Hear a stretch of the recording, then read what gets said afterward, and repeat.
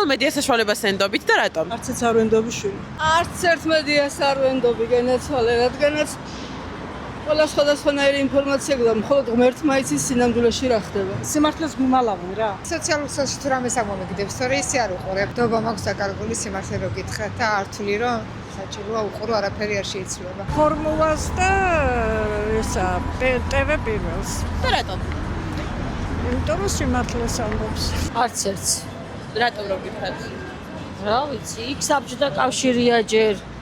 აქ ვერ გაუგიათ რა სამუბე რა უნდათ. სამწუხაროდ ვერც ერთ მედიას ვეღარ ვენდობით, ოპოზიციური მედიებიც ყოველთვის რაღაც სისულელეს ლაპარაკობენ და რა ვიცი. სათაურებო მედიები? რა თქმა უნდა არა. დღევანდელობიდან გამომდინარე არც ერთს არ ვენდობი და დიდად ტელევიზიების მაყურებელიც არ ვარ. ოპოზიციური მედიაც ვენდობი, იმიტომ რომ სიმართლის ამბობი. არც. სულ კომპიუტერში ვარ ან ტელეფონში. ინფორმაცია საიდან იღებთ თუ არ იღებთ? ერთი კვირა რა ჩამოვედი თბილისში 20 წელია მადრიდში ვცხოვრობდა ასე რომ. არადევნებ. იგი როგორ არა ინტერნეტის ინტერნეტის რა ვიცი რა გითხრა კურიერი რუსთავი 2 იმედიც სიჩუმის ფასი ძალიან დიდია.